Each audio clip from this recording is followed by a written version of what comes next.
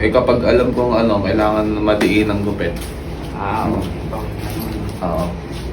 Napansin ko kasi dito sa likod mo, Nexian na naman, Lods. Nixian nga. Yan ang iniiwasan ko dito sa buhok mo eh. Yung tumatayo to. Mm. Di ba nung sinend mo yung picture, nakaganon siya. Kaya nga eh. Pero dito sa kabila, parang maganda yung pagkakaano. Saka yung dito, Lods.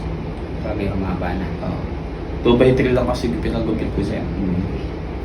So ngayon, yung pinakita mo, Lods, medyo ano yung mahaba. Kaya nga eh. Pero maganda dyan, hindi masyado ng tayo yung dito mo.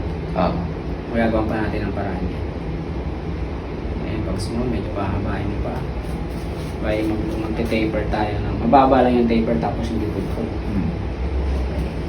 Okay na ba yun, Lods? Okay na yun. Ikaw naman lagi bahala eh.